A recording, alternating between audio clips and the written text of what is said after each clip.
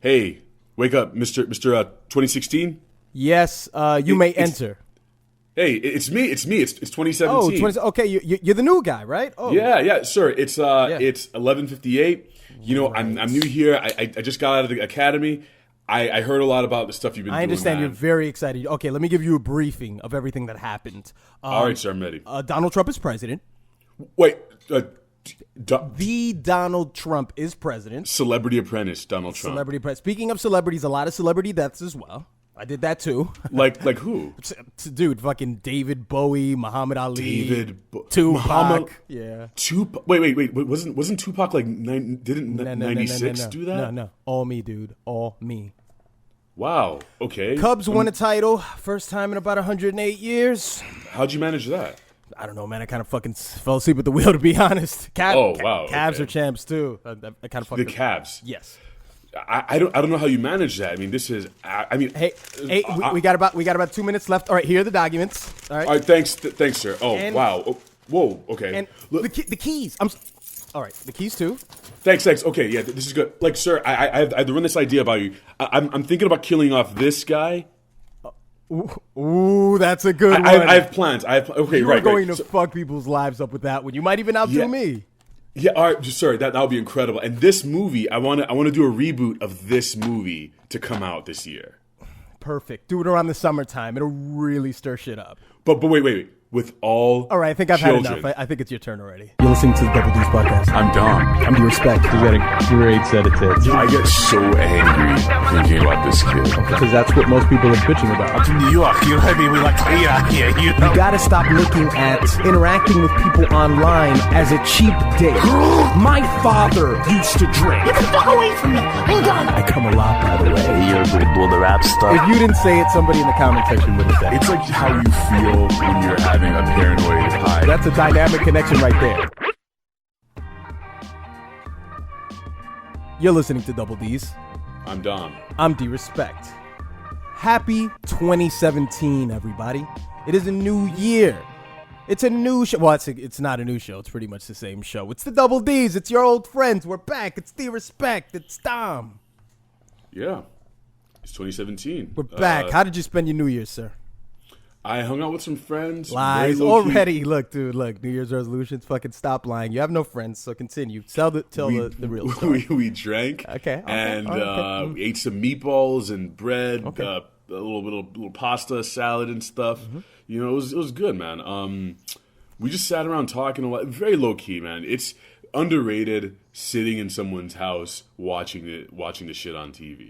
That's the way to do it. Okay, cool. You're about to bring up some New York shit on. Cool. Nah, man, we do up here in the city. Well, man. you were We watching do New up York here. City, right? You were watching us. So? That's what the world does, sir. The world gets all revved up by watching New York City. Do you know when you were watching us?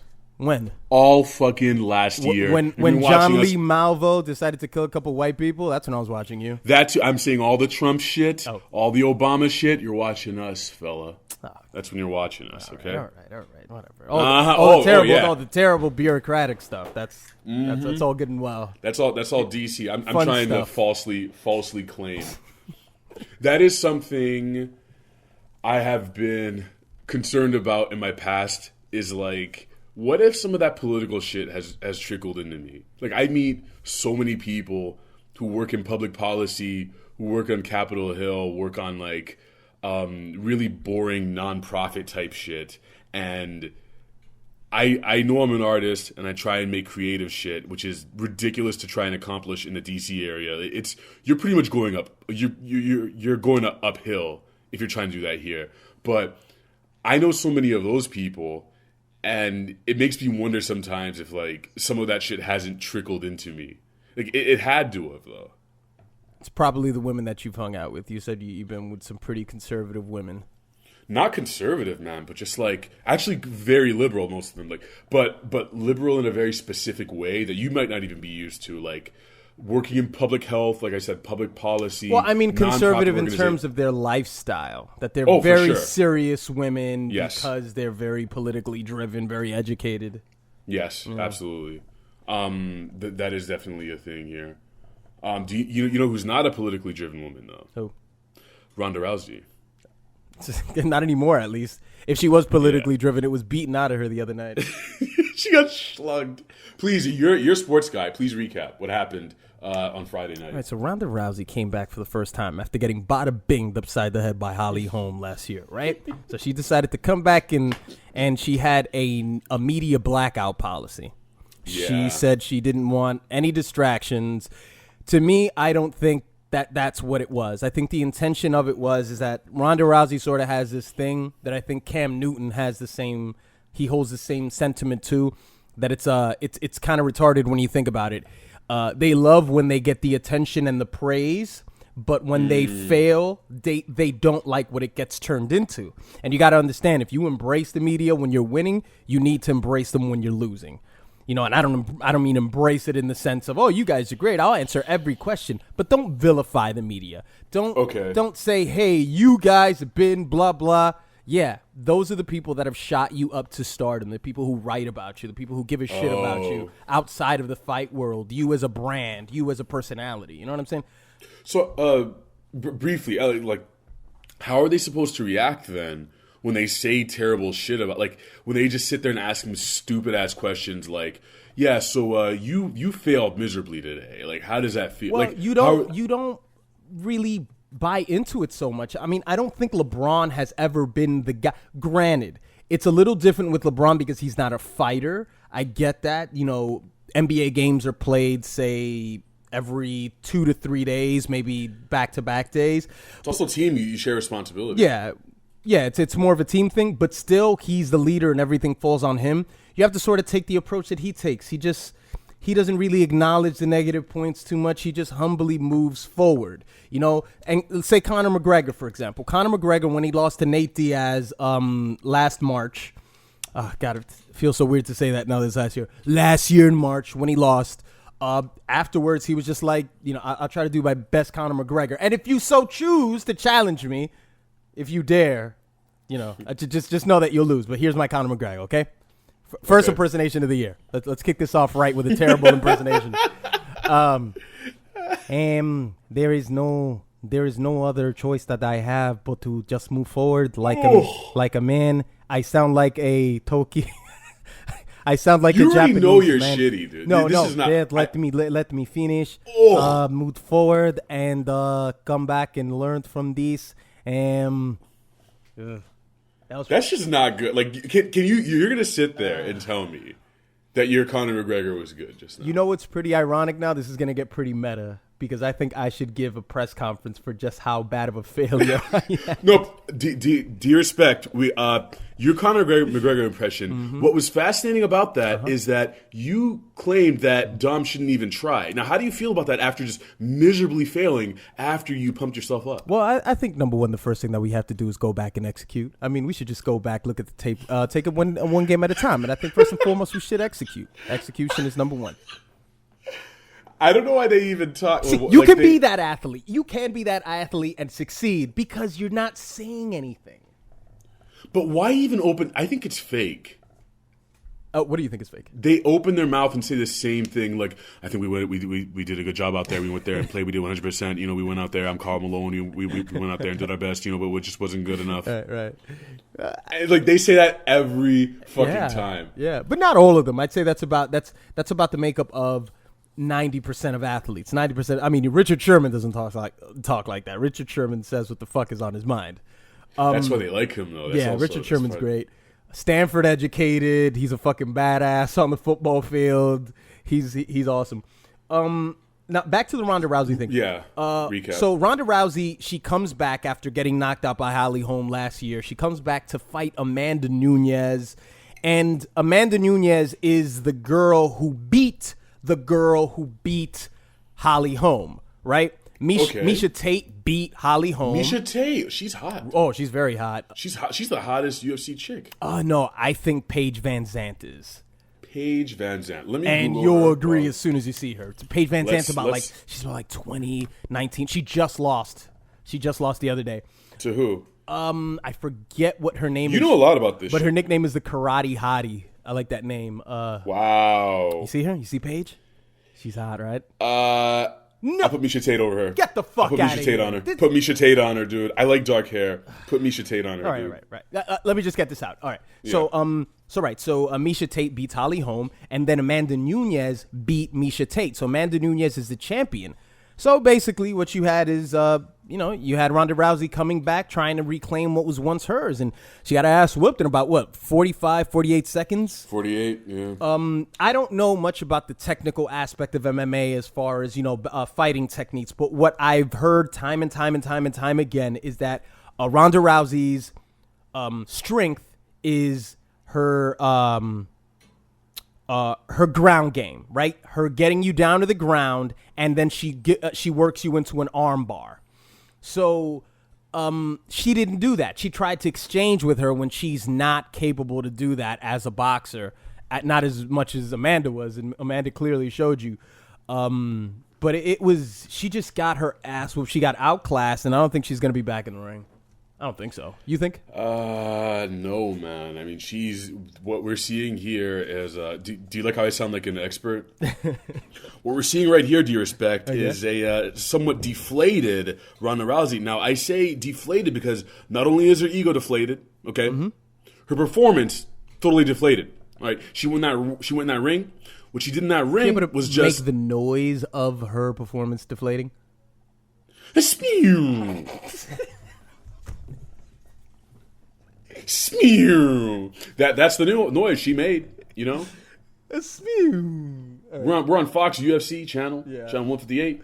Spew. Yeah, that's her ego deflating. That's everything that's built up to this deflating. Rogan has said it many times, which is like, I'm not an expert, but it just seems kind of real, where like she was doing all of this press, these movies, and just sucking it all up, just like living on this cloud where she was really interacting a lot in the public too, that makes it extra sad, which is like, damn, she actually stopped doing the press now, and now this happens. Like, god damn. Yeah, she's definitely had one foot out the door. I don't think she's coming back, but really, this is the nature of the universe, of fighting, man. You can't, I mean, with really any sport, I mean, you can't play football until you're 50. Was Favre was 48, 47? Late 40s, yeah. That is insane. Did he ever get sacked real bad toward the end of his career? Oh, man, there was a really bad sack. Just a wonk. Yeah, it was a really bad sack that he got late in his career. I'm not sure if he was with the Vikings or the Jets, but he got a real bad sack where you can just tell that he's not the man he used to be. He got sacked so bad he looked like RG3 right out of draft day. Yeah. See, I made a sports joke. You laughed, dude. You did. It's a local one for you, so it's an easy one. Okay, true. So, like, this stuff it's not eternal. Their sport, I think, is so fragile. And that's, I think, part of where the glory comes from. Which is why I think a guy like Mayweather is so impressive. Which is that he just never really failed so completely. Like, even Anderson Silva, he was riding it for like 7 years, right? Like, something like that. You're pretty close to that, yeah. Where he was just like undefeated, and then he just got beat bad. So this stuff seems inevitable to me in this sport. Like, I think it looks like Conor McGregor. I foresee with my small brain that McGregor will have one of those moments too, where he is the guy right now. He is. I mean, he's the one. So, I would also. Oh, Jesus Christ! Like to address what Dominic is saying about me as Conor McGregor.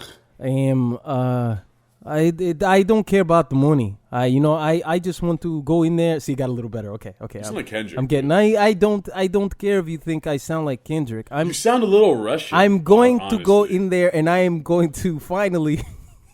You sound like a Dominican Russian. Okay. Who speaks French fluently. But it's been progressing into something else at least. By the end of this not him. It's progressing this into shit. Is what it's progressing. By the end of this episode, people will think Conor McGregor was on this show. You hear me? You hear me? Conor McGregor himself would be like, yes. "Oh, that's fucking great, man. It's fucking great what you put on this fucking show. It's good. God, you got me on that. Only because you can channel a leprechaun quite clearly. That's all you really did. Oh, that's all. That's all I did. Yeah, that's I all- didn't that's just all you blast did. your ass out of the water. I didn't blast your asshole. I didn't stretch your asshole and fucking blast it just now. Oh, you channeled do you remember the Leprechaun movies? Yeah, Those were the suck. most. I'm sure those were one of the most culturally offensive movies. I mean, if Irish people really give a fuck. Leprechaun in the Hood was the best. Oh man, you know what I loved about the Leprechaun was his compulsion to clean shoes. That's how you beat him. You threw a bunch of shoes at him, and he had to clean the shoes. That's dedication. That's passion. Not really. That's just a magical curse. Dude, imagine if I threw an easel and a canvas at you. I mean, I know you don't paint, but Yeah, I do paint. oh yeah, you do. What am I talking about? Yeah, you do the water. I can do. Oh my god! Look. What you did is just you got to a sore spot. All right. Don't you come into my life, all right, saying that I can't paint. I'll paint your ass right under the ground, all right? I don't watch People enough. think I don't that's- watch enough DSC. But as soon as he said yes, I do. I was like, oh yeah, that's right, he does. Yeah. Well, that's the thing. People do kind of think that just because I use a tablet, I can't like fuck shit up on it. Anyway, the point is, Leprechaun was shitty. Leprechaun in the Hood, very good, because they also tried to make some social commentary in it. Did they? It was Really? so bad. Yeah, it was like, man, I'm just trying to get out of this place. No, You feel wait me? a minute. Are you serious? Yes, It was dude. Terrence Howard in the movie. No. Really? Hey man, I'm trying to be a better person, get up out of this hood, but the leprechaun. Trying to be a good person. I am The the leprechaun. leprechaun. I have no relation to Conor McGregor whatsoever. That's better than what you did before. It really is, dude. I know his voice is deep. Well, Reverend, what His can I accent's not. His accent is not that strong. But you know who else fucked up? By the way, we're talking about women fucking up this whole episode. say? Mariah Carey fucked up. God, Mariah Carey caught the very last L of 2016. She caught the Where- last one. she was a nice little top off. it was. Under 2016. Mr. 2016 was proud. Where were you when you last night? Like, what were you doing? Last night I was at my brother's house. I was doing this. I was just giving you shit. I was doing the exact same thing that you Of course, you fucking piece of shit. Of course. did. No, I was just with my you don't have brothers. to my go out. sisters. It's not loud. You know. No, it's not loud. You get to just chill, sip on some brown liquor, little E&J, it's because that's what I normally like to do. I don't know what drinks you guys out there drink. I would imagine that most of the listeners of this show probably drink beer. I see you guys on the Snapchats. I see you guys. You guys look like beer drinkers. I don't know why. You look like you go to bars and you drink beers. You don't look like smooth liquor drinkers. They're also young. You take that. Yeah, So I think that's they're- also yeah, take that into consideration. Yeah, I think beer is fair, but yeah, go ahead. Like, what was So I happening when you normally go with some. No. Let me set the scene. I was drinking some E&J XO. Letting it sip. Letting it. I don't know what sip. that is. It's just a different form of Is that a Dominican drink? E&J. Really? That's a brandy, sir. You don't know. Espantoso y Juarez. You don't know what E&J is. You never heard of E&J. I don't know, dude. Oh, dude, come on. There's no fucking way you don't know what E&J is. Is that a black person drink? That's Like, should I know? it's the blackest thing you could drink behind. No, Hennessy is. Hennessy's Okay, no, okay. behind Hennessy, it's the blackest thing you could drink. Absolutely. Ciroc? Hennessy's the number one black drink, but E&J. Okay. I don't... yeah. So when I'm watching it, I'm sitting there and I kind of hear her saying something. I don't know if she was like just introing a song and just saying I'm happy to be with you guys tonight. I didn't hear any of that. I heard her say something like I'm being a good sport about this, and I was like, whoa, what? I was like, is this something bad that's happening? And I just told someone to turn up the volume, and we just couldn't stop laughing as it was happening. There's something special about watching something like this live. Oh, yeah. It's really special when you watch it live, and even better if you're actually there. For the I don't know, million people that were out there, I'm sure they were a little cold. It wasn't as cold as it normally is in New Year's here. Normally it's just a little colder, but I'm sure that warmed their hearts up just a little bit to laugh at Mariah Carey. That was great. Because apparently what it was is she couldn't hear. She was planning on lip syncing, and the audio was supposed to play from her ear, and that's obviously how she can go from that. And she didn't hear anything. Oh. She can't hear it from the monitors. That's like echoing everywhere. She can't really hear it. So she can only hear it in her ear. So, but it wasn't just that. There was a period where the music was just going and she couldn't hear it, so she didn't even sing at all. I'll give her credit for that. I will say, go ahead. That's completely unprofessional and she fucked up. totally on that. But I'll say that's excusable. What isn't excusable is when she did "We Belong Together" and it was a straight up MP3 just playing through the speakers. It was the same track, and she was just trying to. And go, she sang some of that. She was trying, yeah, but she was just trying to hit the super high notes in between some of the lines, and she wasn't fully intending, like you said, on lip syncing the whole thing. And at some point, she'd like pointed at the mic into the crowd. She's like, "I'll just let them sing it." It's like such a diva, dude. Well, the ultimate diva thing would have been to just get up and leave. Well, she kind of did. At the end, they put these the little flunkies in the back, put some feathers around her, and she was like, "It just doesn't get any better," and then she just like walked away. And that's a kind of a weird phrase. It just doesn't get any better than that. It's like, does it mean did she mean that it was so good that it was like, was she that delusional? Was she being sarcastic? Or was she saying like, this is as good as it will get? Like, or maybe she had a sense of humor about it. Okay. I think it's possible. I think you can only have a sense of humor about it, something like that. I mean, when you're after you suck Nick Cannon's dick, you gotta have a sense of humor about life.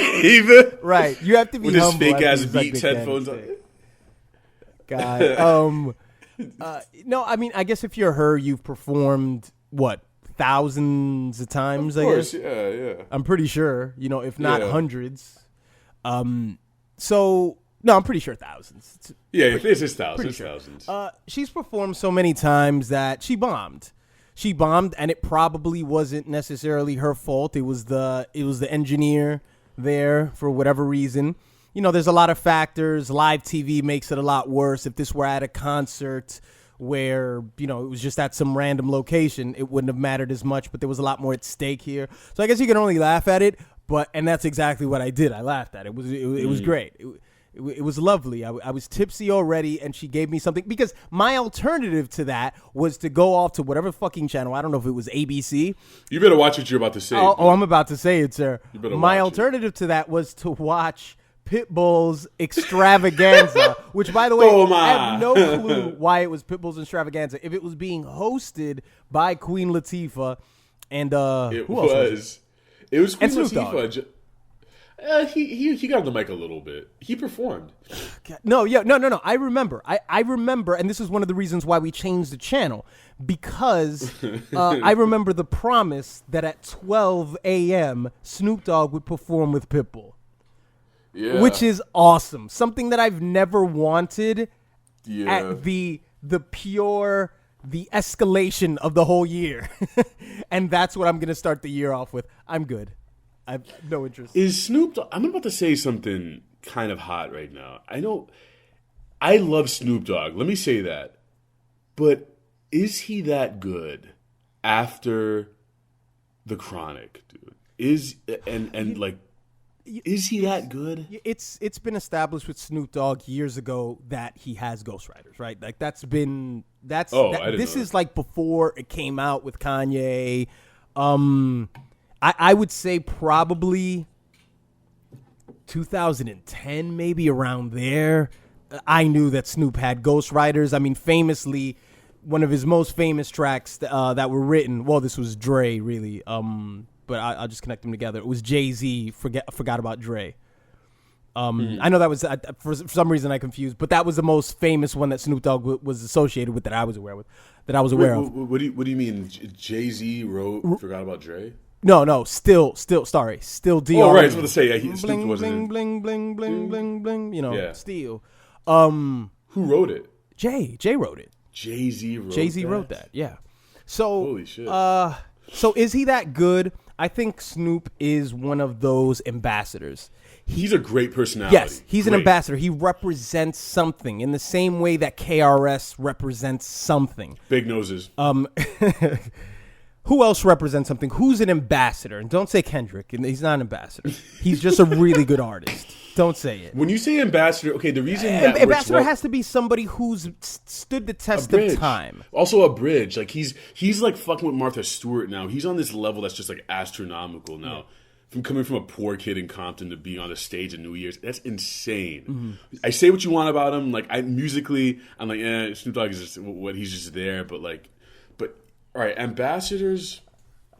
Why am I thinking Kevin Bacon? What the fuck am I thinking of Kevin Bacon for? That's a really good question. So it's someone who basically has been around forever. Willie Nelson. Okay. Willie Nelson been is an around- ambassador. He's an ambassador for fucking drugs and free love and all that shit. Yeah, country music. He's not conservative country music though. He's like super liberal, hippie country music ambassador guy. I want to mention real quick before we get off of Snoop, a great joke, one of the best jokes that I've heard in any of those Comedy Central roasts. Speaking of ghostwriters, I don't know if someone else wrote this, but I'll say that Anthony Jeselnik probably wrote it himself. So in this roast, I think it was the Donald Trump roast, and you had Mike Tyson on the stage. You had there was somebody else. There was somebody else who was a pornographer on stage, and I can't remember who. Ron Jeremy.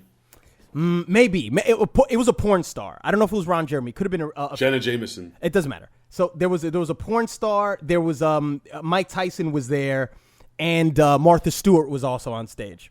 Okay. So Anthony Jeselnik said the most genius joke, and Snoop Dogg was also there. So he goes, "Look at this dais. You've got a rapist, you've got a pornographer, and you've got a criminal, and 8 white people." Oh shit! So Mike Tyson wasn't on stage. Snoop was the only black person. There were all 3 of the characteristics, or those people that he pointed out could have been pointed at other people, but it was just genius. And he said, and 8 other white people. Snoop looked around and he just started laughing as he was rolling up a blunt. Oh god, it was great. Pretty good. But to answer your question, yes, it's because of that. It's because he represents something greater. He represents an era. He represents a lot of things. He's got a classic album. Once you've made a hip hop classic, then that's pretty much it. You're beloved forever. Yeah, but they had. I watched Pitbull's Extravaganza. I didn't mind it too much. Designer came out. Oh, I saw that. So good. That was after 12, right? Yeah, no. It was 12. before. It was before. It was like 11:30 or something like that. Okay. The people I were with, one of them was like, "Who is that?" And I was like, "It's Designer." And she's like, "He's a designer?" I'm like, "No, he is Designer." And I screamed. Everyone in the room hated him, and I had to defend Designer. How did you defend Designer? Because I was like, okay. So hold on. Okay, so let's replay this back. Oh my God, who is this guy on TV? You do that too well. That's Designer. Who is that? He's a rapper. He's a popular rapper, young guy. Stupid. I think his hair looks stupid. Validate him to me. It's not a stupid haircut. This I have my haircut like that. You think my haircut's stupid? No. Right, so Designer's haircut isn't stupid. Look how he dabs. Look at the movements. Look how his eyes are darting around like he is an insanity ward patient while he's dancing. Look how his mouth is just like drooling as he's an insane person on stage. He's having a fucking blast. He doesn't give a fuck. It's fun. He makes fun music. Aren't you having fun? Do you still make those videos on YouTube? You know what you should do? This is what you should do. You saw how I turned that really dark, didn't I? That got really dark. That is the worst. Okay, I gotta. My friend's not gonna listen to this, so I have to kind of shit on him. Do. Oh, dude, he. This has happened several times with him, and he doesn't understand because he's not a creative. But like a creative, you understand? I can fucking call myself a creative, okay? Yeah. I can do it. I can fucking call myself that at this point, right? Go ahead and call yourself that. Jesus. What the hell am I gonna do? Why do I have to shit on myself? I can call myself an artist. If I'm not a fucking artist at this point and I can't claim that shit, god damn it. Oh, I just got really mad at myself. What was that? Yeah, you did. Anyway, what the fuck was that? So my What just happened? my friend, we're at a bar. I've been drinking a little bit. I have some rum. Very nice. Well done. All right. My friend, he turns to me and he's been drinking, and this is probably the 3rd time he's brought it up. He's like, "Listen, dude." Oh, by the way, if this started, it's in a pretty interesting way because we were at a bar and we were talking about. They brought up Hip Hop RPG for some reason, my friends, and then they point to the bartender. They're like, "Hey, listen, man, have you ever heard of Hip Hop RPG?" And the guy's like, "Yeah, I seen it on Reddit." And I was like, "Whoa, whoa, really?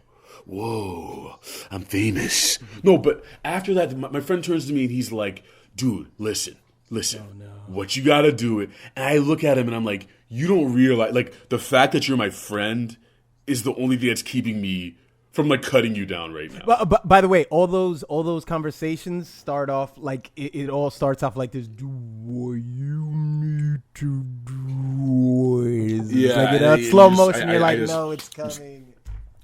And he's like, you gotta make a Kickstarter, man. You gotta monetize the thing, make a Kickstarter, all right, change all in it. And I'm like, even if I want to do a Kickstarter, I have issues with copyright of the names of these people, their likenesses, the music.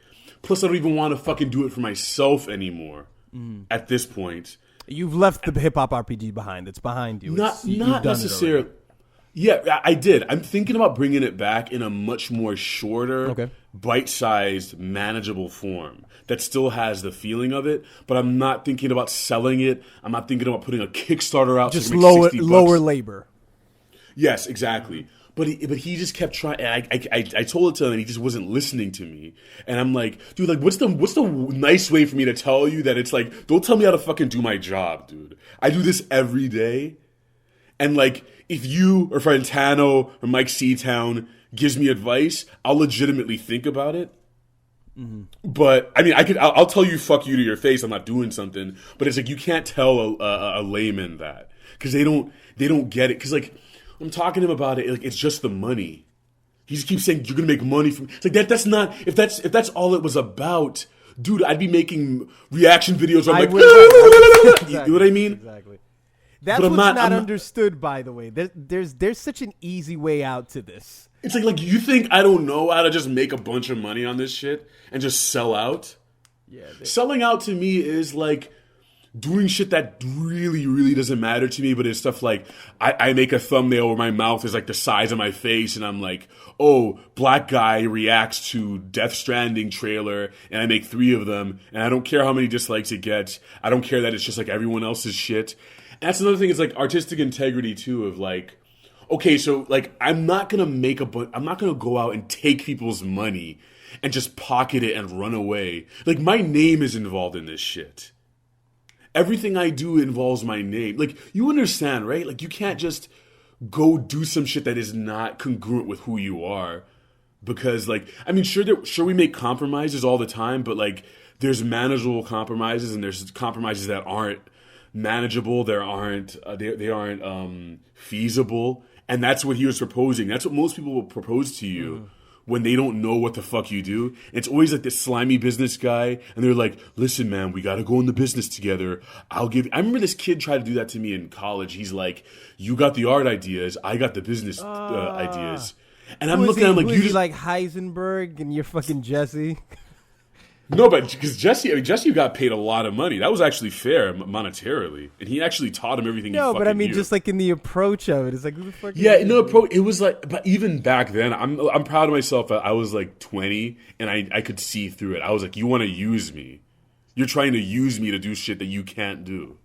Mm-hmm. Like, why the fuck would I get into something like that?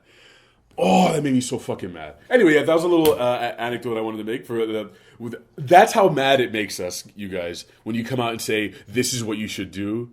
You know?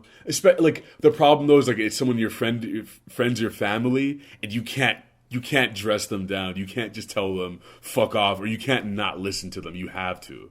Mm. Otherwise, you're going to cause issues in your, family life. So you were telling me about a movie you've been watching. We got to get into this. Yeah, a movie that I watched, man. Oh God. So I wake up one morning about 2 weeks ago, and I'm off of work, and Daddy's got some edibles laying around, and you know, a hobby that I've taken in recently is just taking a slab of an edible and just going to watch a matinee early in the morning. Tight. Yeah, so that's the shit. I did that, and I decided, why don't I go see Collateral Beauty? The movie. Can I ask you this first, yes, please? Go ahead. Was Manchester by the Sea available? No, to watch? It was not. I never even heard of Manchester by the Sea till afterwards. Was Moonlight available in the area? Yes. No, it wasn't. No. That shit would have made you cry if you were high, by the way. Anyway, continue. Yeah. Well, I figured that this fared out well last time when I did it. I went to see Arrival, which was a great movie. Best movie I saw all year. And I went to see this movie because I get into these sort of melodramatic movies, right? I get into it. I buy into that world of inspiration and all this stuff, and it's abstract. I get it. It's fine. Even when it can be a bit corny, I'm on the ride with it. So Yeah. So this movie, what it does is the trailer sells it to you like, okay, Will Smith is depressed because of the death of his child. Hilarious. Yes, it's a comedy sketch. This is a script that I have. Just let me tell you the way the rest of this pans out. It's first of all, it's Will Smith. He is a partner at an ad agency, huge ad agency in New York City, and his other partner is Edward Norton. And there are two other people who maybe they're minority owners or something like that. I didn't clearly establish, but they don't have as much power as Will Smith and Ed Norton have. That's paid by Kate Winslet and Michael Pena or whatever the fuck his name is. So Will Smith has been depressed for about 2 years, so they want to sell the ad agency to a potential buyer. But Will Smith is the majority owner, so they can't sell his shares. They can't sell the company because he owns most of the shares. Yeah. So that's what's going on in the movie. The way the trailer sells it to you is Will Smith is depressed, and he's been writing letters to death. He's been writing letters to love and time, to these abstract concepts. And then he's visited by death in Helen Mirren. She sits next to him in the, check this trailer out before guys, and I'm going to spoil them. It's not really a spoiler. It's just this movie's shit. Nobody gives a shit. Yeah, no one cares. So Helen Mirren sits next to Will Smith, and she's like, hi, I'm Death. And he's like, no, he gets up, whatever. So they're trying to sell it to you like it's Scrooged, right? It's a Christmas movie. Right, it's a Christmas movie. But what happens in this movie is Edward Norton, oh my God. He finds himself attracted to, what's the name of the girl from Pirates of the Caribbean? Naomi Harris. No, the girl in the movie, the young girl with sort of the big smile. The black chick. No, she's not black. Oh, then I don't know. I don't know if she's in Pirates of the Caribbean, whatever. Some white girl. So he's attracted by some white girl, and he finds out that she is an actress, and she is in theater with Helen Mirren and the black kid, who I think Jacob Lattimore is his name. And Edward Norton decides to hire these three people to become death, time, and love, to get Will Smith out of his shell. No, I'm sorry, that's not their intention. Let me backtrack just to show you how congested this plot is, like everything about this movie.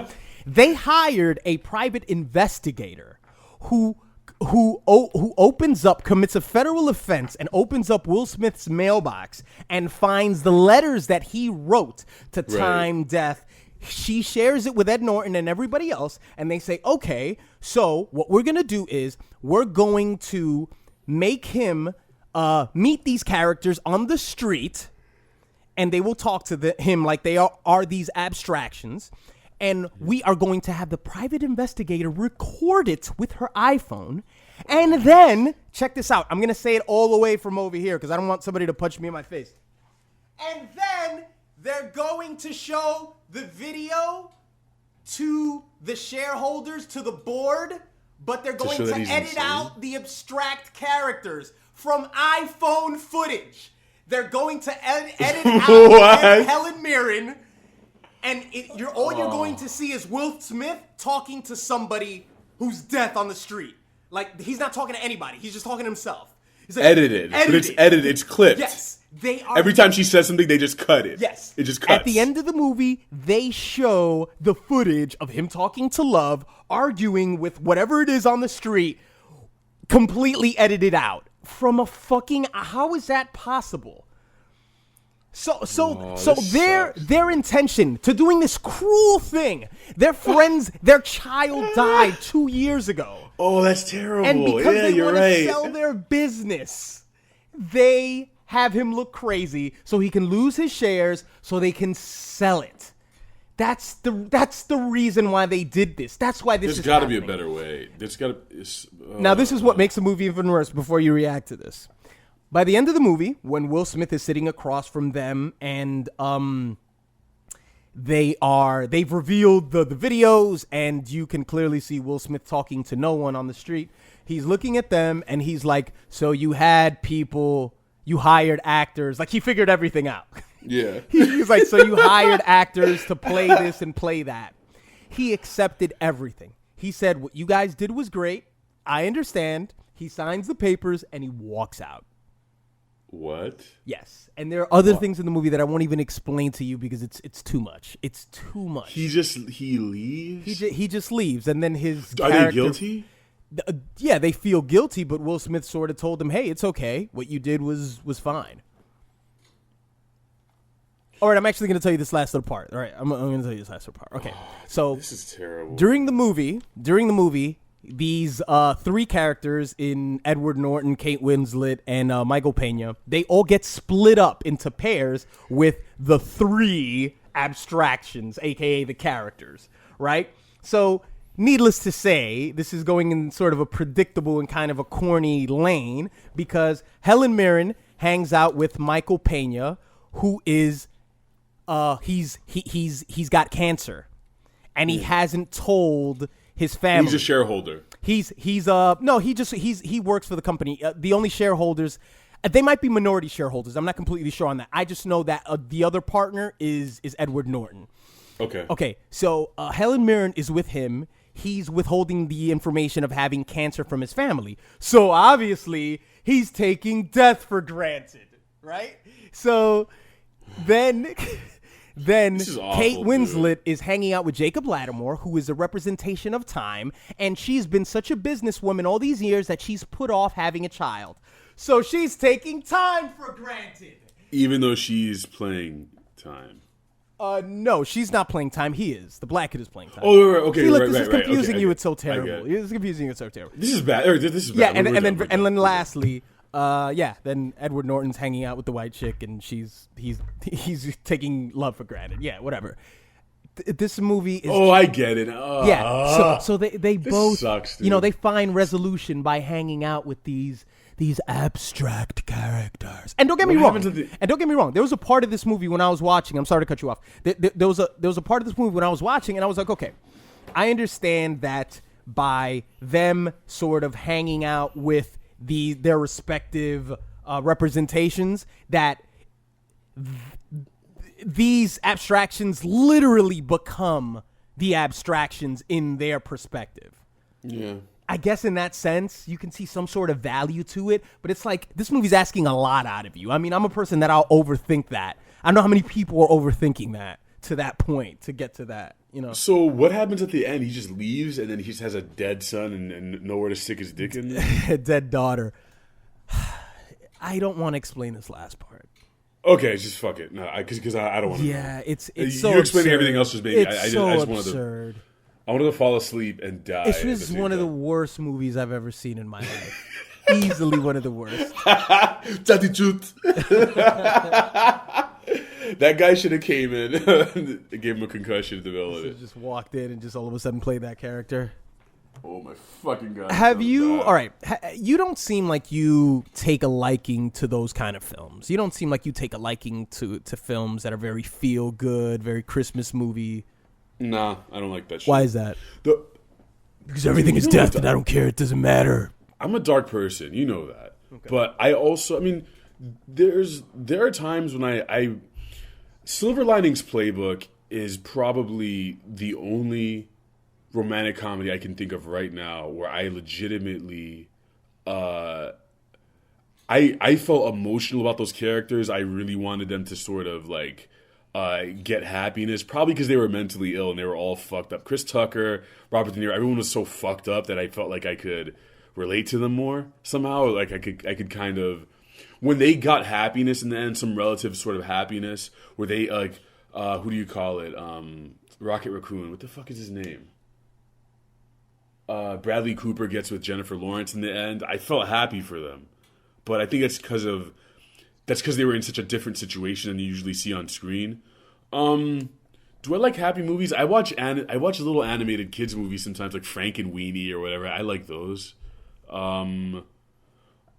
Despicable Me 3 looks funny. Like I like happy shit sometimes.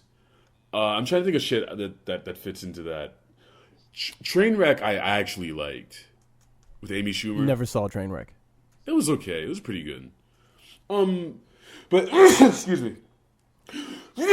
Oh my lord. Disgusting. Yeah, but I definitely swing towards the side of the dark, depressing shit usually because that's just how I am. You know what I'm saying? We got a bunch of questions about 2016, man. Okay.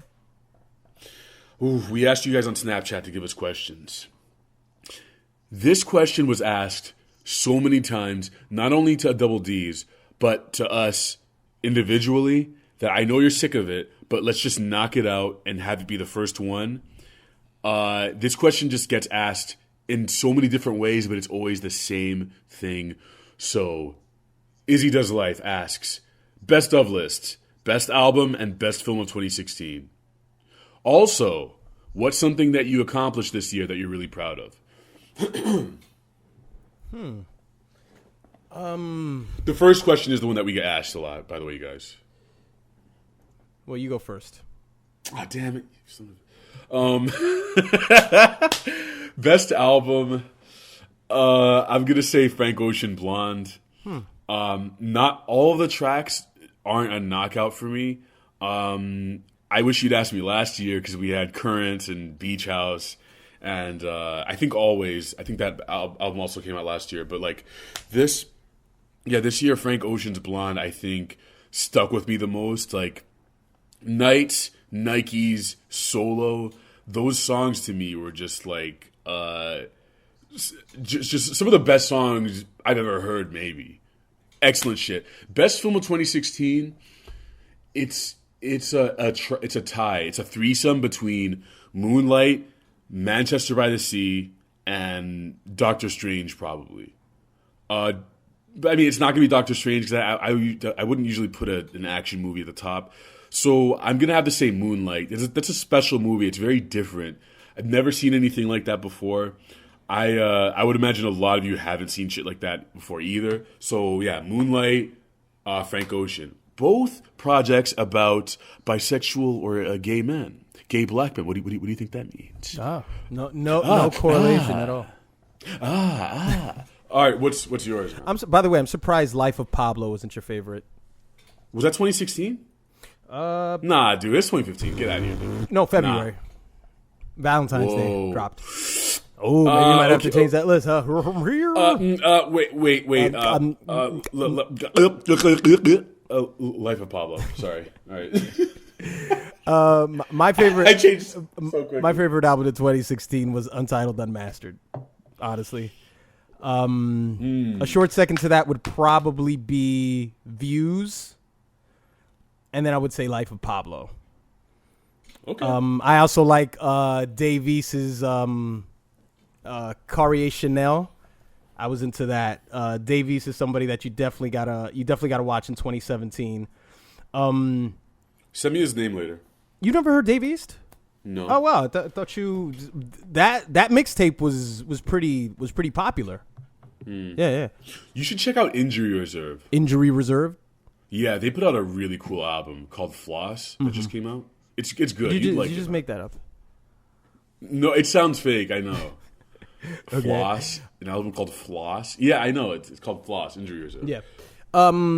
Let's see. As far as movies, obviously Arrival was my favorite movie of the year. That's a favorite movie that I've seen. And not that I've seen a lot of movies. I really haven't. I didn't go to see a lot of films last year. Is what I'm saying. Oh shit! Forgot to mention you, man. Fences. I would say Fences. The Denzel movie. Yeah, so good, man. Him, Viola Davis, knocking that shit out. Titanic, like those guys are so good. That and Moonlight, I would say those are the top ones you got to see. Then Manchester by the Sea. Nocturnal Animals, also really good. But yeah, Fences, check that one out. All right, what's something that you've accomplished this year that you're really proud of? Something that I accomplished this year that I'm very proud of. Yeah, I'm just I'm proud of the fact that I'm still here. In life? I'm proud of that. No.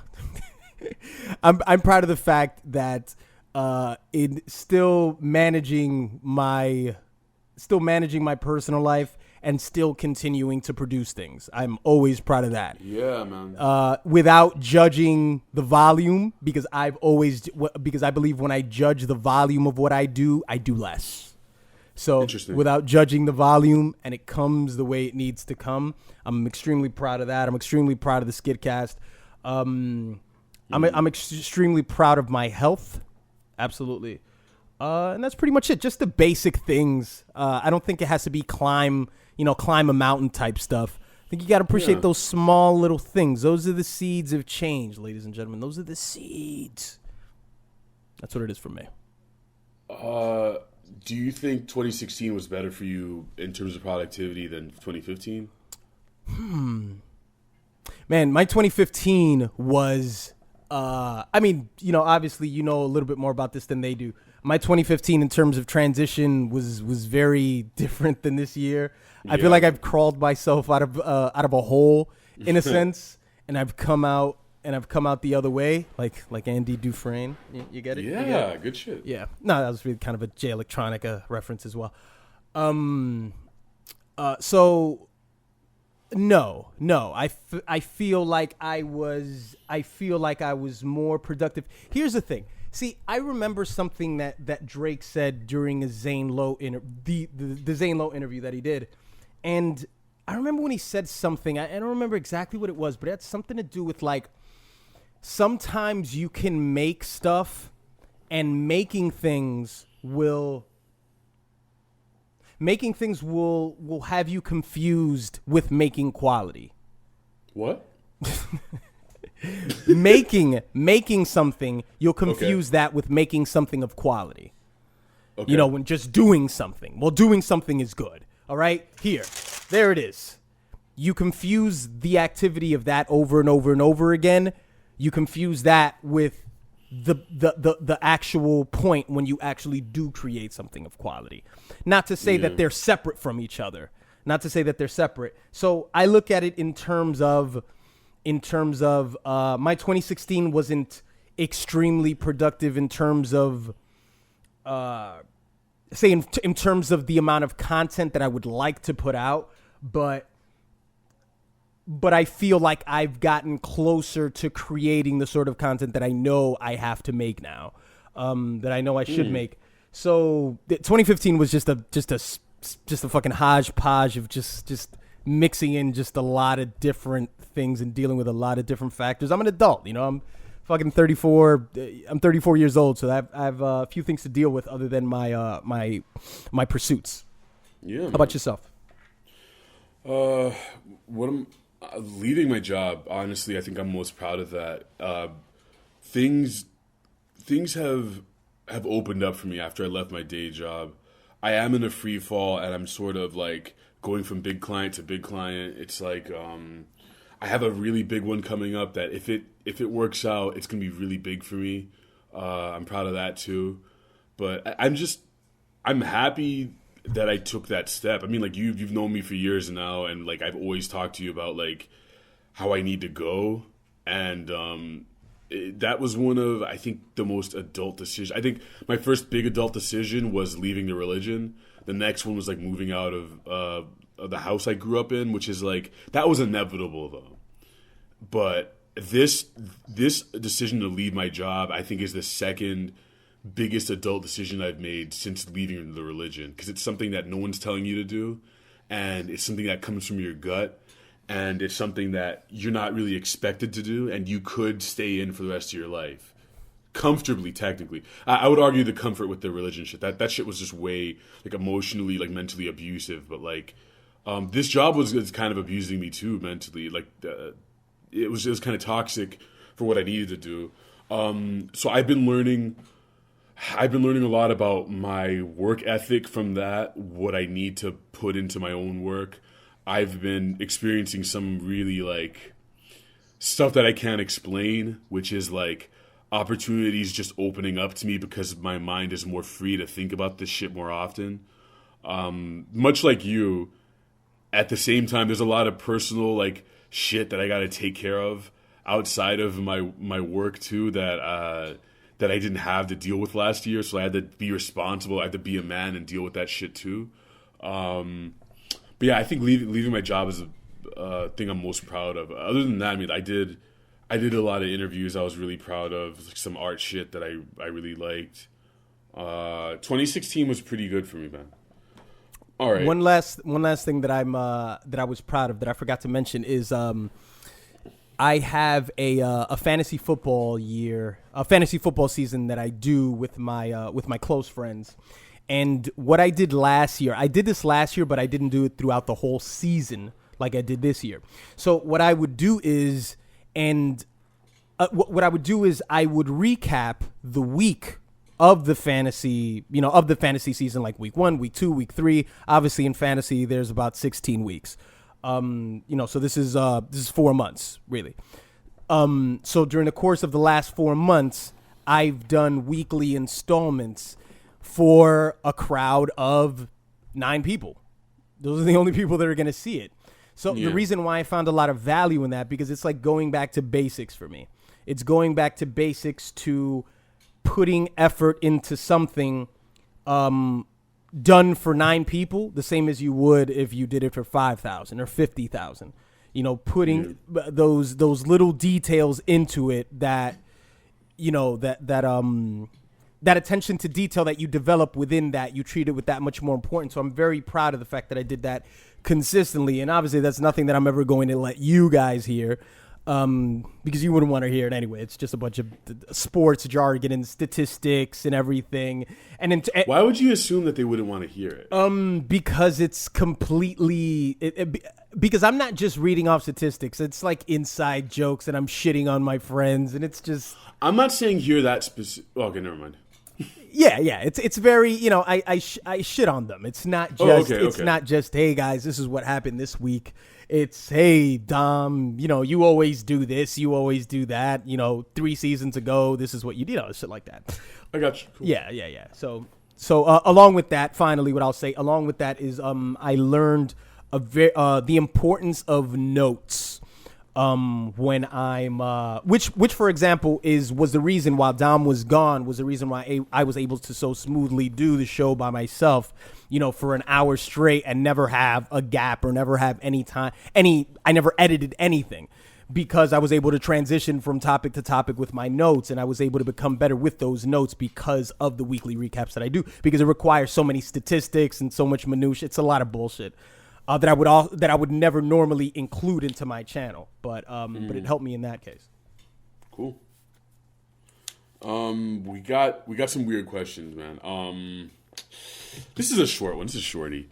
Karsten Supergree asked, Trevor Noah taking over for Jon Stewart. How do you think he's done? Cares. All right. All right. We got who cares, and I think. First, we have to acknowledge that we're not just talking about Trevor Noah, the figurehead of this group. We're talking about, much like when a new president comes in, you have a new administration, you have writers. I think most people don't know that these jokes are all written by other people. They can't just... Trevor Noah, Jon Stewart doesn't just sit down and just write all their shit out. Like, Stephen Colbert doesn't do that. Their monologues are written. People understand their voice and then write for them, and then they just kind of okay it at the end. What was that? I've been saying I don't care about Trevor Noah this whole time, but continue. So you're just going to talk while I talk? You're going to mumble? You're just going to mumble in the background while I talk? You could barely even hear me. All right, so I think we have to acknowledge that he has a team behind him. So we're also talking about how his team has done. You always got to take that into consideration with these shows. When you're talking about a sitcom, it's not their voice. You're talking about the writers too. Mm-hmm. So I think they're okay. I was never a huge Daily Show watcher, but I just liked Jon Stewart more. And it's something you can't really explain.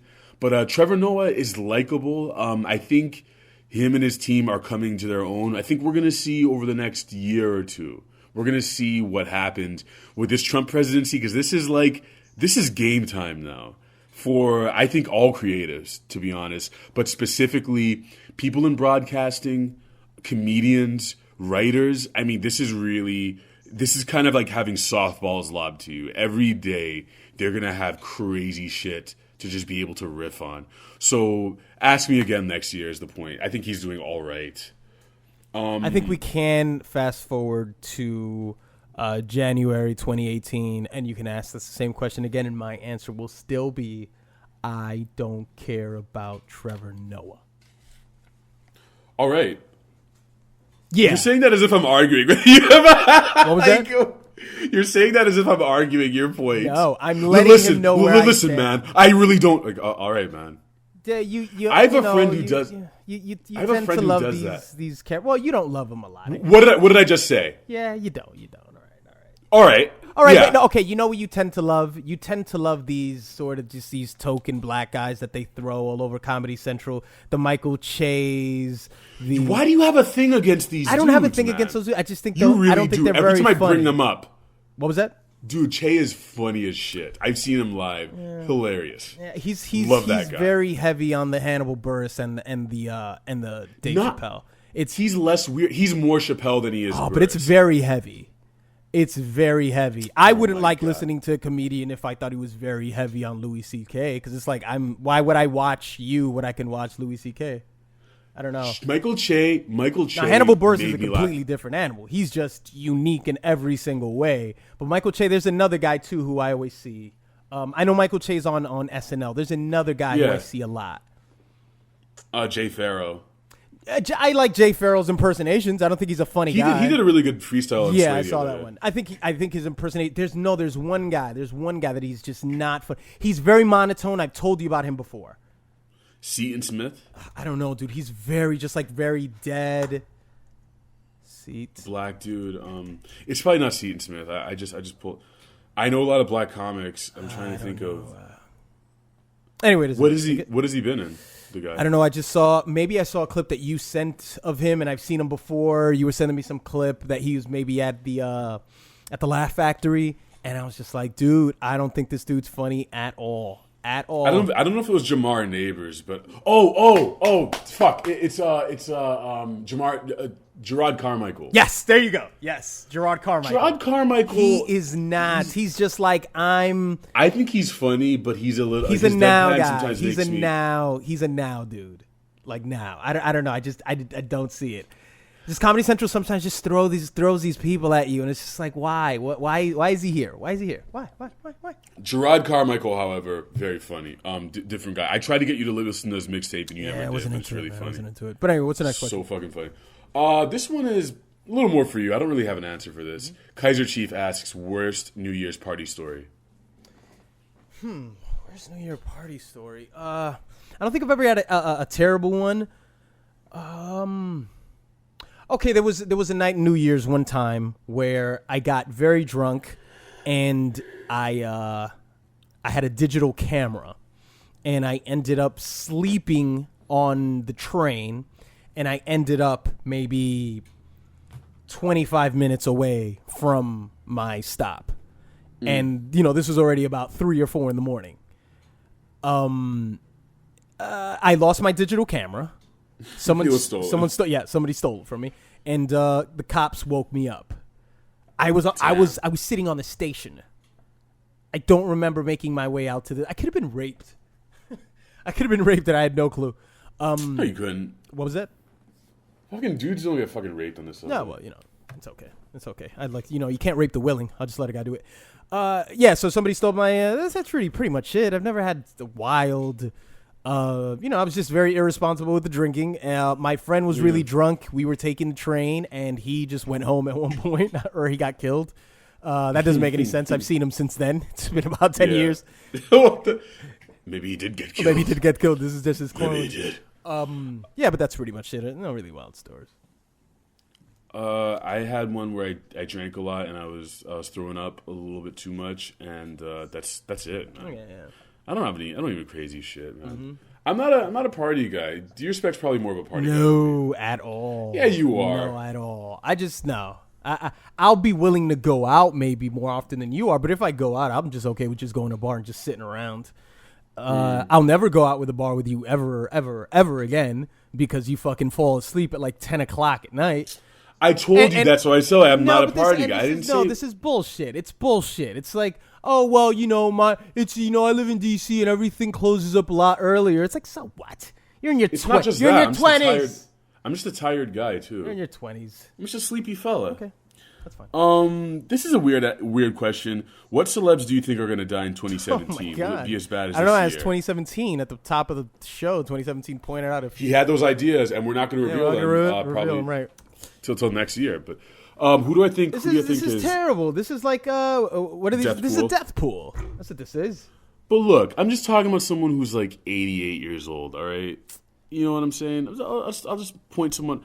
My guess, Larry King. All right, Larry King. Okay.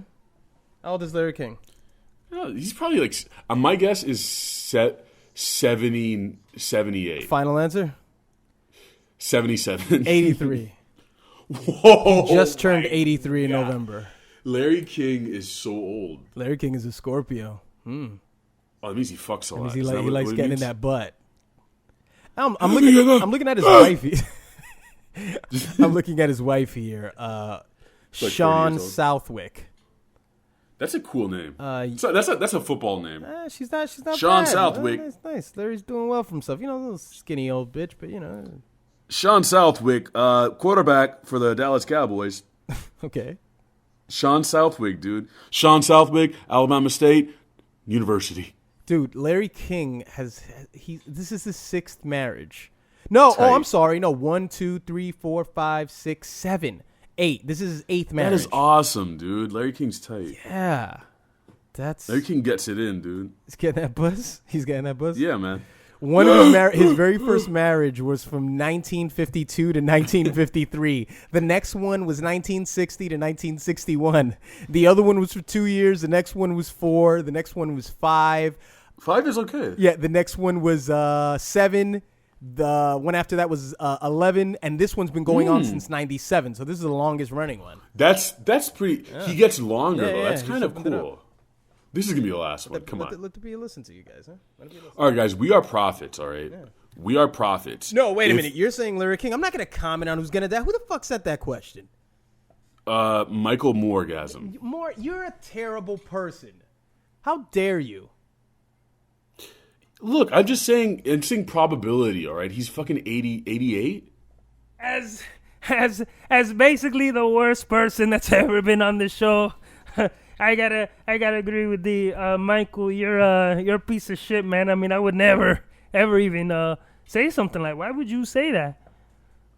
Julio, didn't one of your baby mamas die last year? Manuela. Yeah. How did she die, dude?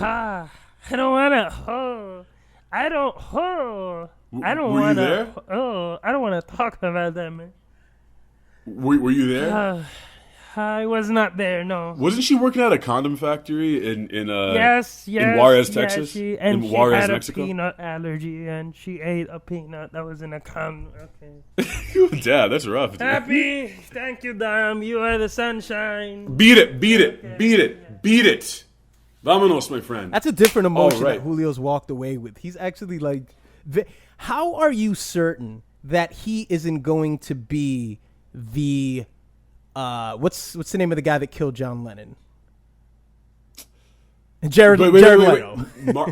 Mark David Chapman. He's not going to be the Mark David Chapman to your fucking to your Lennon. He's going to murder you one day. I'm pretty much ensuring that that's going to be who kills me. Okay. It's going to be Julio. It's going to be Julio. So, yeah, that's cool. I'm going to be the celebrity who dies in 2017. Can I say me? Can I say that I'm the one most likely to die? Go for it. If it happens, that's pretty creepy. You know what I'm saying? You're already dead. That's cool. If I'm dead, why am I doing this show, dude? Who am I talking to? Like, am I just sitting here? Is this my personal hell? Just talking to all these fools walking around? I'm just speaking in the microphone at this point. Hell is really boring, turns out. Hell involves me having a Gmail account and talking to ladies on Tinder. Why is hell so boring?